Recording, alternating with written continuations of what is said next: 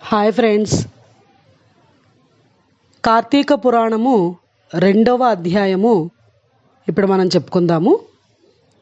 2వ అధ్యాయంలో సోమవార వ్రత మహిమ. జనక, ఇంతవరకు నీకు కార్తీక మాసమునందు ఆచరించవలసిన విధి క్రమము మాత్రమే తెలియజేసి తిని. కార్తీక మాసంలో సోమవార వ్రతమునకు ప్రత్యేక ప్రాముఖ్యము గలదు. కావున సోమవార వ్రత విధానమును దాని మహిమను గురించి నీకు వివరిస్తాను. సావధానుడివై ఆలకించుము. కార్తీక మాసంలో సోమవారము శివునకు అత్యంత ప్రీతికరమైన రోజు. ఆ రోజున స్త్రీ కానీ పురుషుడు కానీ ఏ జాతి వారైనా కానీ రోజంతయు ఉపవాసం ఉండి నదీ స్నానము చేసి తమ శక్తి కొలది దానధర్మములు చేసి నిష్ఠతో శివదేవునకు బిల్వపత్రాలతో పూజ అభిషేకము చేసి సాయంకాలము నక్షత్ర దర్శనము చేసిన తరువాత భుజించవలెను. ఈ విధంగా నిష్ఠతో నుండి ఆ రాత్రి అంతయు జాగరణ చేసి పురాణ పఠనమునరించి తెల్లవారిన తరువాత నదికి వెళ్ళి స్నానమాచరించి తిలదానము చేసి తమ శక్తి కొలది పేదలకు అన్నదానమును చేయవలెను. అటులు చేయలేని వారు కనీసము 3 బ్రాహ్మణులకైనను తృప్తిగా భోజనం పెట్టి తాను భుజించవలెను. ఉండగలిగిన వారు సోమవారం నాడు 2 పూటల భోజనము కానీ ఏ విధమైన ఫలహారము కానీ తీసుకొనకుండా ఉండుట మంచిది.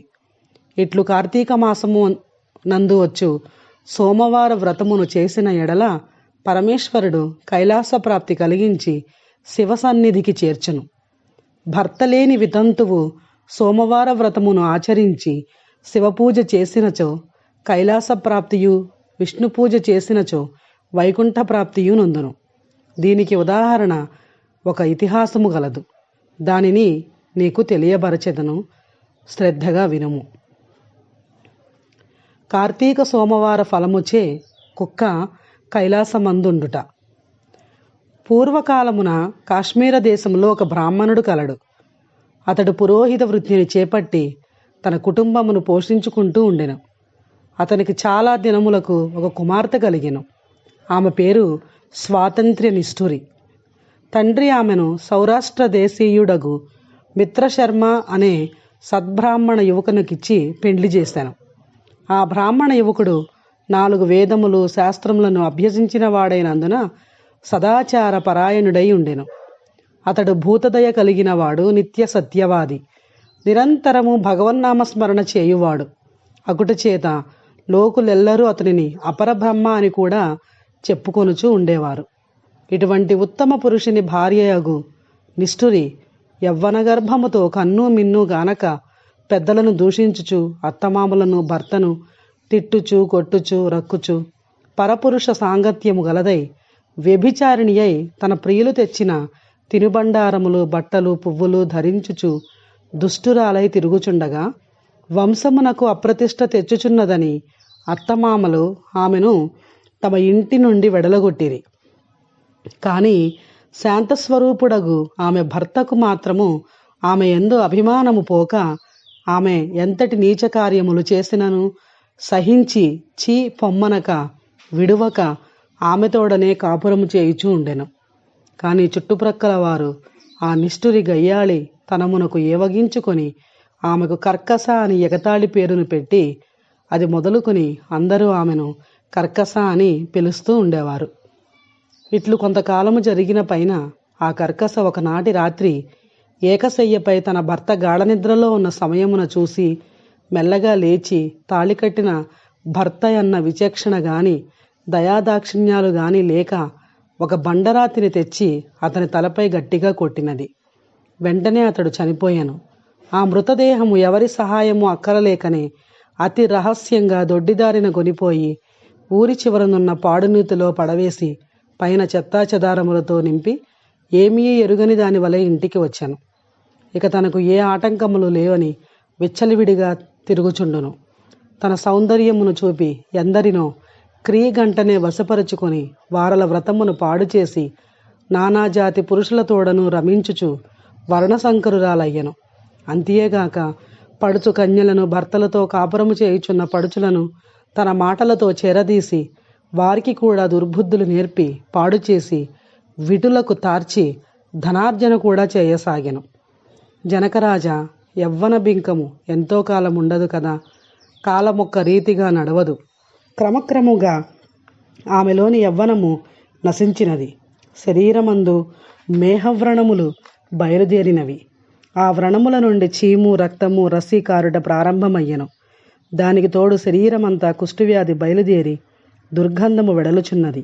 దినదినము శరీర పటుత్వము నశించి కురూపి అయి భయంకర రోగములతో బాధపడుచున్నది. ఆమె యవ్వనములో ఉండగా ఎన్నో విధాల తృప్తి కలిగించిన విటులు ఏ ఒక్కరూ ఇప్పుడు ఆమెను తొంగి చూడరైరి. ఆ పరిసర ప్రాంతాలకు వెళ్ళినా ఆమె తమ నెటులైనను పలకరించునని ఆ వీధి మొగమైనను చూడకుండిరి.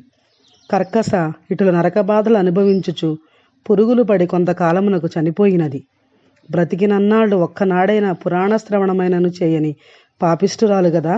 చనిపోయిన వెంటనే భయంకరులైన యమభటులు ఆమెను కొనిపోయి ప్రేతరాజుకు యమును సన్నిధిలో ఉంచగా యమధర్మరాజు చిత్రగుప్తుల వారిచే ఆమె పాపపుణ్యముల జాబితాను చూపించి, భటులారా, ఈమె పాప చరిత్ర అంతింతగాదు. వెంటనే ఈమెను తీసుకుని వెళ్ళి ఎర్రగా కాల్చిన ఇనుప స్తంభమునకు కట్టబెట్టుడు అని ఆజ్ఞాపించెను. విటులతో సుఖించినందులకు గాను యమభటులు ఆమెను ఎర్రగా కాల్చిన ఇనుప స్తంభమును కౌగిలించుకోమని చెప్పిరి. భర్తను బండరాతితో కొట్టి చంపినందుకు గాను ఇనుప గదలతో కొట్టిరి. పతివ్రతలను వ్యభిచారణలుగా చేసినందుకు గాను సలసలకు రాగిన నూనెలో పడవేసిరి. తల్లిదండ్రులకు, అత్తమామలకు అపకీర్తిని తెచ్చినందుకు సీసము కరిగించి నోటిలోనూ చెవులలోనూ పోసి ఇనుప కడ్డీలు కాల్చి వాతలు పెట్టిరి. తుదకు కుంభీపాకమును నరకములో వేయగా అందు ఇనుప ముక్కలు గల కాకులు, విషసర్పాలు, తేళ్లు, జర్రులు కుట్టినవి. ఆమె చేసిన పాపములకు ఇటు 7 తరాల వాళ్ళు, అటు 7 తరాల వాళ్ళు నరకబాధలు పడుచుండిరి. ఈ ప్రకారముగా నరకబాధలను అనుభవించి కడకు కళింగ దేశమున కుక్క జన్మమెత్తి ఆకలి బాధ పడలేక తిరుగుచుండగా కర్రలతో కొట్టువారు కొట్టుచు, తిట్టువారు తిట్టుచు, తరుమువారు తరుముచూ ఉండిరి. ఇట్లుండగా ఒకానొక నాడు శ్రోత్రియ బ్రాహ్మణుడు కార్తీక సోమవార వ్రతమాచరించి ఉపవాసముండి సాయంత్రము నక్షత్ర దర్శనము చేసి బలియన్నము నరుగుపై పెట్టి కాళ్ళు చేతులు కడుగుకొనుటకై లోనికేగిన సమయమున ఈ కుక్క వచ్చి ఆ బలియన్నమును తినెను. వ్రతనిష్ఠాగరిష్ఠుడైన ఆ విప్రుని పూజా విధానముచే జరిపించబడిన బలియన్నం అగుట చేత ఆ రోజు కార్తీక మాస సోమవారం అగుట వలన, కుక్క ఆ రోజంతయు ఉపవాసంతో ఉండుట వలన, శివపూజ పవిత్ర స్థానమైన ఆ ఇంట దొరికిన ప్రసాదము తినుట వలన ఆ శునకమునకు జన్మాంతర జ్ఞానం ఉద్భవించెను. వెంటనే ఆ శునకము, విప్రకులోత్తమ, నన్ను కాపాడము అని మొరపెట్టుకొనెను. ఆ మాటలను బ్రాహ్మణుడు ఆలకించి బయటకు వచ్చి చూడగా కుక్క తప్ప అన్యులెవరూ లేనందున లోనికి వెళ్ళెను. మరలా రక్షింపుము, రక్షింపుము అని కేకలు వినబడెను. మరలా విప్రుడు బయటికి వచ్చి, ఎవరు నీవు, నీ వృత్తాంతమేమి అని ప్రశ్నించగా అంతా ఆ కుక్క, మహానుభావ, ఈ పుట్టుకకు వెనుక 15 జన్మల ముందు విప్రకులాంగను నేను వ్యభిచారిణినై అగ్నిసాక్షిగా పెండ్లాడిన భర్తను చంపి వృద్ధాప్యంలో కుష్ఠరోగినై తనువు చాలించిన తరువాత యమదూతల వల్ల మహానరకమును అనుభవించి నా పూర్వీకుల పుణ్యఫలము వల్ల ఈ జన్మలో కుక్కనైతిని. ఈరోజు మీరు కార్తీక సోమవార వ్రతము చేసి ఇచ్చట ఉంచిన బలియన్నమును తినుట వలన నాకు జ్ఞానోదయము కలిగినది. కావున ఓ విప్రోత్తమ, నాకు మహోపకారముగా మీరు చేసిన కార్తీక సోమవార వ్రత ఫలమొకటి ఇచ్చి నాకు మోక్షము కలిగించమని ప్రార్థించెను. కార్తీక సోమవార వ్రతములో చాలా మాహాత్యమున్నదని గ్రహించి ఆ బ్రాహ్మణుడు ఒక సోమవారం నాటి ఫలమును ఆమెకు ధారపోయగా వెంటనే ఒక పుష్పక విమానము అక్కడికి వచ్చాను. ఆమె అందరికీ వందనము చేసి అక్కడి వారందరూ చూచుచుండగానే ఆ విమానం ఎక్కి శివ సాన్నిధ్యమునకు ఎగెను. వింటివా జనక మహారాజా, కావున నీవును ఈ కార్తీక సోమవార వ్రతము ఆచరించి శివ సాన్నిధ్యమును పొందుమని వశిష్ఠుల వారు హితబోధ చేసి ఇంకను ఇట్లు చెప్పదొడంగిరి. ద్వితీయాధ్యాయము 2వ రోజు పారాయణము సమాప్తము. ఓం నమః శివాయ.